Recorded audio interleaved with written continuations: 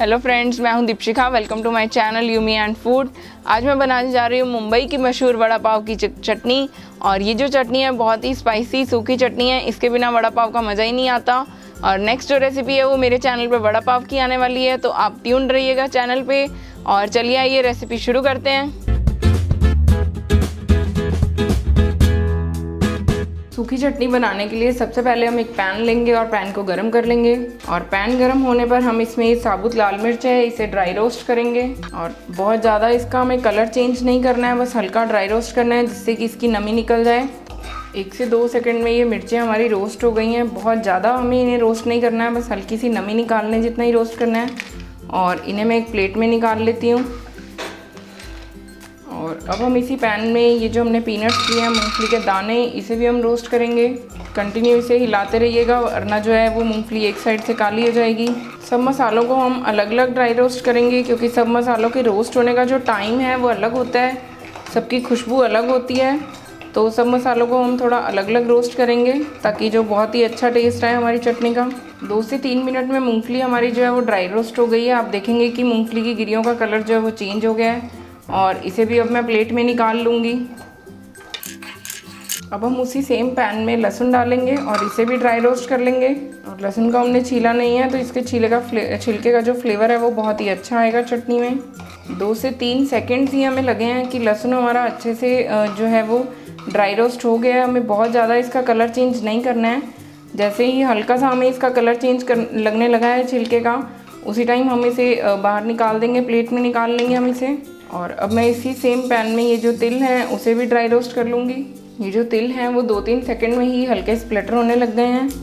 और अभी ये स्प्लिटर हो रहे हैं तो गैस की फ्लेम को ऑफ कर देंगे और इसे भी हम बाहर निकाल लेंगे। और कलर हमें इसका चेंज नहीं करना है, बस हमें इतनी देर इसे ड्राई रोस्ट करना है कि इन सब चीज़ों में नमी नहीं रहे। और इसे भी जो सेम प्लेट है मैं उसी में ट्रांसफ़र कर रही हूँ। गैस की फ्लेम को मैंने वापस से ऑन कर दिया है। और अब हम इसमें जो नारियल का बूरा हमने पीस के रखा था, मतलब ग्रेट करके रखा था, उसे भी ड्राई रोस्ट करेंगे।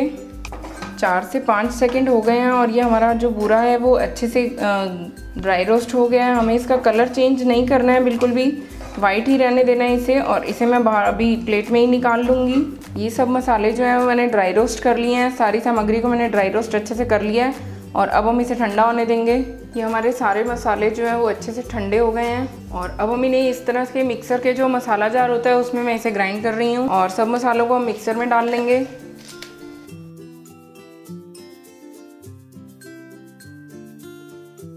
और अब मैं इसमें डाल रही हूँ आधी छोटी चम्मच नमक। आप अपने टेस्ट के अकॉर्डिंग डाल सकते हैं नमक इसमें। और अब इन सब मसालों को हम ग्राइंड करेंगे। थोड़ा सा बीच बीच में ग्राइंड करने के बाद आप इस जो मसाला है इसे अच्छे से चम्मच से हिला दें, क्योंकि इसमें हमने मूंगफली का, तिल का और नारियल का यूज़ किया है, तो उसमें से घी निकलता है। तो इस वजह से ये मसाला थोड़ा किनारों पे चिपक जाता है। तो इसे आप बीच बीच में अच्छे से हिला दें अच्छे से, और बिल्कुल बारीक पीस लेंगे हम इसे। ये हमारी चटनी जो है वो बनकर रेडी हो गई है।